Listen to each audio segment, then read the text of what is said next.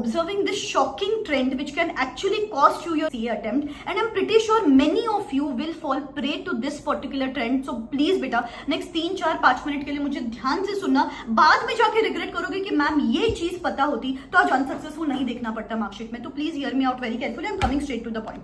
जैसे कि मेरा अभी लास्ट मंथ मेंटोरशिप बैच चल रहा है फॉर CA इंटरमीडिएट स्टूडेंट्स. सबसे पहले सेशन में ना मैंने उनके साथ एक स्मार्ट ब्लूप्रिंट शेयर कर दी कि बेटा सिर्फ ये सिलेक्टेड चैप्टर्स करेंगे, स्मार्ट स्टडीज करके 30 डेज में एग्जामिनेशन क्लियर कर सकते हैं.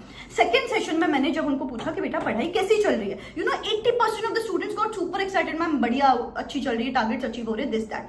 फिर मैंने ना उनको एक एक्टिविटी करने बोला. मैंने बोला बेटा पेन एंड पेपर लो, लास्ट 2 दिन में जो भी किया था उसको रिकॉल करो एंड एक पेन एंड पेपर पे समराइज करो कि आपने क्या किया था. फिर वो कुछ भी हो सकता है, फॉर्मूला हो सकता है, कॉन्सेप्ट हो सकता है, प्रोविजन हो सकता है, उसको समराइज करो. Then you won't believe what happened. 50% students were able to write it properly. सब याद आ रहा था, they got the confidence and everything, super satisfied. लेकिन जो 50% crowd था, they were sitting there blank, absolute clueless, कुछ याद नहीं आ रहा था. And then I observed a shocking trend which students would also relate. काफी students उनमें से were achieving the target for the sake of achieving the target. I'm pretty sure बेटा आप लोग में से भी काफी लोग यही करते हो कि सिर्फ टिक टिक टिक, टारगेट अचीव हो गया ना आगे बढ़ो, टारगेट अचीव हो गया ना आगे बढ़ो. लेकिन बेटा टारगेट अचीव करना इंपॉर्टेंट है या वो टारगेट किस तरीके से अचीव किया वो इंपॉर्टेंट है. No importance is given to retention, no importance is given to written practice. And then आपको आगे जाके लगता है मैम ये तो वास्ट सिलेबस है, मुझे तो कुछ याद ही नहीं आ रहा. बेटा जब तक आप एफर्ट नहीं लगाओगे टू रिटेन द थिंग्स, जब तक आप एफर्ट नहीं लगाओगे टू प्रैक्टिस द थिंग्स, तब तक एग्जामिनेशन में जाके ब्लैंक ही फील करोगे ना. यहाँ पे तो मैंने बस उनको समराइज करने बोला था कि समराइज करो. समराइज करने में भी दिक्कत हो रही थी, आप भी करना चाहिए तो activity.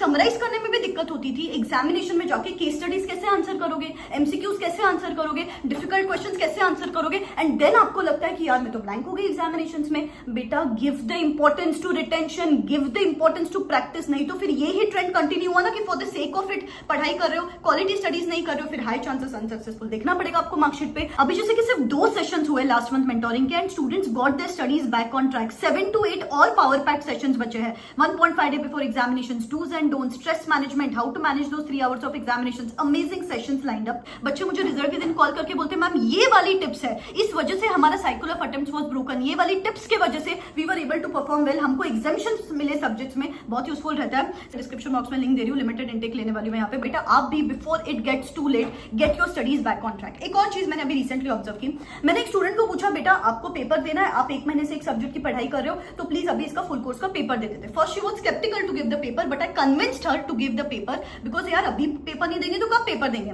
Then she went ahead and give the paper. 100 marks में से उसको सिर्फ मिले 25 मार्क्स. आई आस्क्ड हर बेटा आप 1 महीने से पढ़ाई कर रहे हो, आपको 100 मार्क्स में से 25 मार्क्स कैसे मिल सकते हैं. शी सेड नहीं मैम मैंने तो प्रैक्टिस बैच ज्वाइन किया था, वो 1 महीने से मैं लेक्चर अटेंड कर रही हूँ. एंड देन आई अंडरस्टूड कि सिर्फ लेक्चर देख रहे थे, पैसिव स्टडीज कर रहे थे. We are into this illusion कि लेक्चर देखा काम खत्म.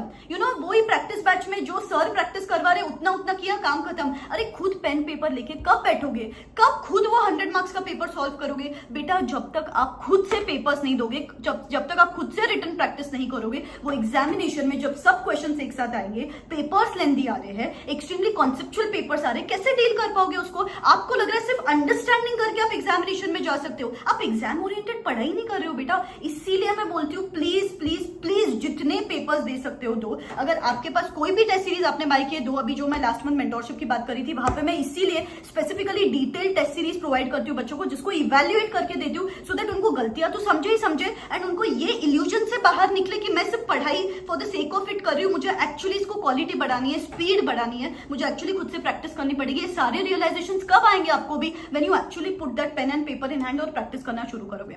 एक और ट्रेंड मैंने रिसेंटली ऑब्जर्व किया है, हर स्टूडेंट का ना एक सब्जेक्ट ऐसा होता है जो वीक होता है. जैसे कि किसी को ऑडिट है, किसी का लॉ है, वो जो सब्जेक्ट है ना वो सबसे अंडर द कार्पेट सब्जेक्ट होता है. मैम हमारा ना अकाउंट्स अच्छे से चल रहा है, टैक्स को टाइम नहीं मिल रहा है, लॉ अच्छे से चल रहा है, टैक्स को टाइम नहीं मिल रहा है बिकॉज आपको टैक्स डिफिकल्ट लगता है. बेटा you have to do exactly opposite. जो सब्जेक्ट वीक लगता है उसको सबसे पहले first half of the day में खत्म करो, नहीं तो आपको दूसरे 2 सब्जेक्ट्स में मिल जाएंगे 57-58 मार्क्स, ये एक सब्जेक्ट में मिल जाएंगे 30-33 मार्क्स एंड देन वापस अटेम्प्ट देना पड़ेगा. तो बेटा प्लीज ये कुछ रियलाइजेशंस के साथ, ये कुछ लर्निंग्स के साथ आगे बढ़ो. हाई चांसेस आपको बाद में लगेगा यार पढ़ाई तो की थी बेटा पढ़ाई की थी, लेकिन सीए आईसीआई के एक्सपेक्टेशंस के हिसाब से पढ़ाई नहीं करते हो। ये जो मेरे लास्ट मंथ मेंटरशिप प्रोग्राम है ना, इसमें मैंने ऐसे सेशंस क्यूरेट किए which are going to match कि आईसीआई के एक्सपेक्टेशंस के हिसाब से आप पढ़ाई करो, ना कि सिर्फ for the sake of it पढ़ाई करो। Detail test series, daily booster audio notes, question bank जिसमें आईसीआई के selected RTP, MTP, PYQ study material के क्वेश्चंस प्रोवाइड करती हूँ। All of this just available at ₹1599। And when you see so many other students around जो full जोश में, full quality के साथ पढ़ाई कर रहे हैं, आपके अंदर भी अलग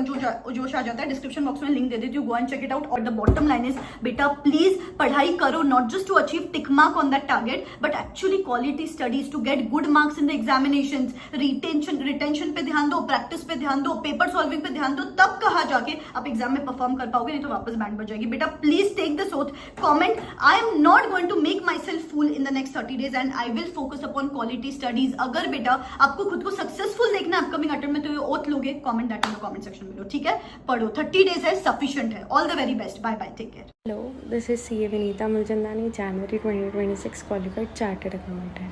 लास्ट रिजल्ट के बाद मेरा काफ़ी मेंटल ब्रेकडाउन था कि इतनी मेहनत करने के बाद भी अगर रह जा रहा है तो फिर पढ़ने का मन नहीं होता था। फिर मेरे को मैम के वर्कशॉप के बारे में पता चला कि मैम वर्कशॉप लेते हैं लास्ट 30 days का, तो मैंने उससे दिन इसके लिए अप्लाई कर दिया था। आज भी वो दिन याद करती हूँ कि अगर ये वर्कशॉप मैंने तब नहीं लिया होता तो आज मेरे को वापस रिग्रेट रहता, क्योंकि ये वर्कशॉप में डिसिप्लिन, कंसिस्टेंसी आ गई थी मेरे में कि डेली 10 to 12 आवर्स पढ़ाई हो जाती थी।